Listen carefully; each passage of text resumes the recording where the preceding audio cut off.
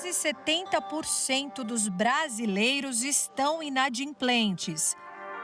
A última pesquisa de endividamento e inadimplência do consumidor mostrou mais uma alta histórica no mês passado, desde 2010. O tempo médio de comprometimento das prestações em atraso chega a quase 8 meses. E o cartão de crédito lidera a principal preocupação de quem ainda não sabe como nem quando pagará o que deve. Por trás da estatística, histórias de milhares de famílias que, em muitos casos, perderam emprego ou renda nesta pandemia. Perdi meu emprego um pouco antes da pandemia e, no momento, estou trabalhando como babá. Aceitei essa oferta porque, afinal, preciso sobreviver. Devido a essa situação, acumulei algumas contas, ficaram algumas contas atrasadas. O que acontece? Pago uma por vez, porque não consigo pagar todas de uma vez. Boleto, fatura, conta, calculadora, bloco de notas, as pessoas têm passado a maior parte do dia assim, diante de tudo isso. Por outro lado, os credores entraram, digamos, numa fase de flexibilização. Já entenderam que, se não facilitarem, há um risco muito grande dessas dívidas encalharem por meses ou até anos por causa da crise provocada pelo novo coronavírus. E aí, negociar ou prorrogar? Essa é a dúvida que tem tirado o sono de muita gente. Antes da pandemia, tínhamos 64 milhões de brasileiros inadimplentes.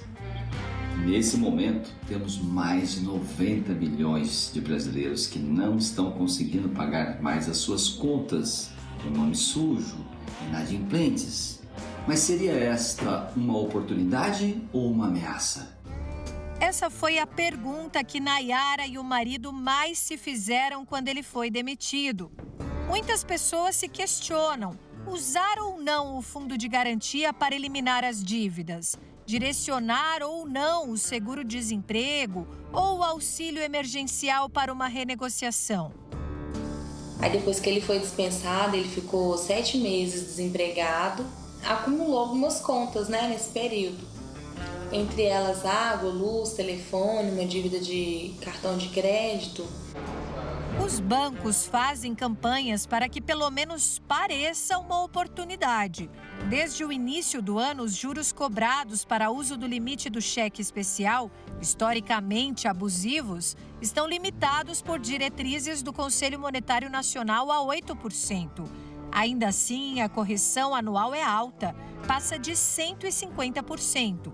A Serasa, por exemplo, órgão de proteção ao crédito ligado ao Banco Central, contempla 9 milhões de brasileiros numa condição especial de pagamento. São mais de 25 milhões de dívidas que ela tem essa condição especial com pagamento de até R$100 para fazer a quitação do débito. Essa dívida ela pode ser paga, seja à vista, parcelado, de acordo com a preferência da pessoa.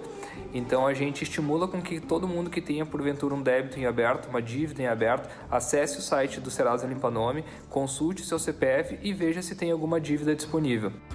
Quem preferir um acordo presencial pode ir até uma das 7.000 agências de correios espalhadas pelo Brasil. No endereço de Nayara, as propostas chegaram de todos os lados e as simulações vararam madrugadas. Conseguimos também quitar uma dívida de cartão de crédito, conseguimos 90% de desconto na dívida.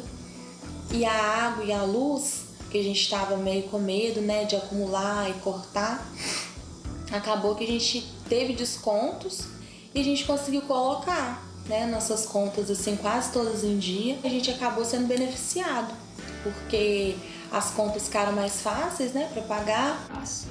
O especialista em educação financeira confirma: a fase é oportuna, mas igualmente perigosa. Para aqueles que estavam inadimplentes e já fizeram os seus acordos, principalmente acordos esses parcelados, fique muito atento ao seu orçamento financeiro. Esta parcela negociada precisa encaixar lá dentro do que você ganha e do que você gasta. É importante, porque assim você vai honrar esse compromisso. Caso contrário, você assinou um contrato de confissão de dívidas e você pode sim ser executado pelo total daquela dívida. Muita atenção. Entre dívidas e dúvidas está a Jéssica. Depois de quase 2 meses sem nenhuma entrada na empresa familiar, as contas também se acumularam e eles perderam o crédito. A gente tinha que refinanciar os empréstimos que a gente já tinha. Então, uma dívida de R$85 mil ia para R$225 mil.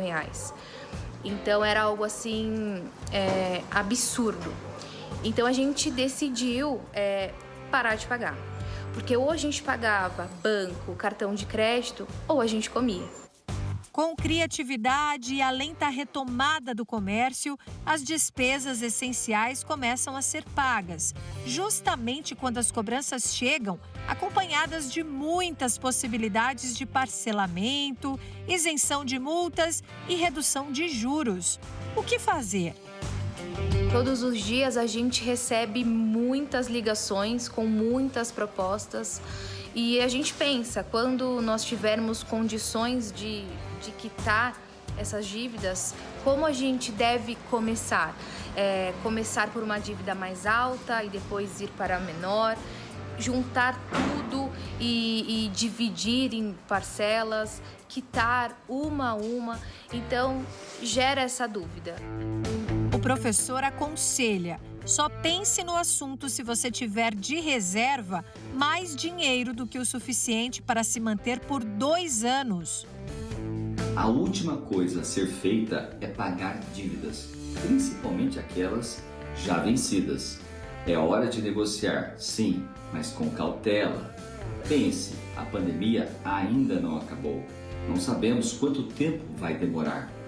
O caminho mesmo é ter uma reserva financeira que possa aí suportar os seus gastos, o seu dia a dia, pelo menos por 12 ou 24 meses. Mas e quem tem imóveis ou carros financiados? As dívidas com bens em garantias, como imóveis, veículos, foram objeto de prorrogações anteriormente e também continuam sendo possibilidade de você ainda colocar mais para frente e ter a tranquilidade de não ter esse custo no seu dia a dia. Lembre-se, é um direito que você tem. Estamos em calamidade pública.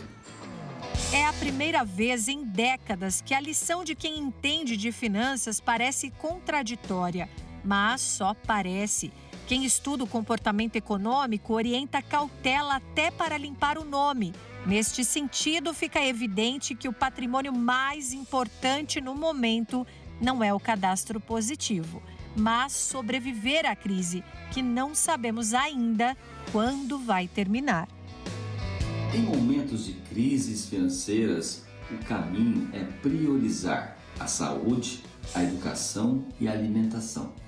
O restante, como cartões de créditos, cheque especial, financeiras, o melhor mesmo é empurrar para frente. Por quê? Porque lá na frente, certamente, esse credor vai querer negociar sim e com bons descontos. Não tenha medo de ser executado ou até mesmo negativado. Nós estamos num momento de calamidade pública, por isso, sem medo de ser feliz.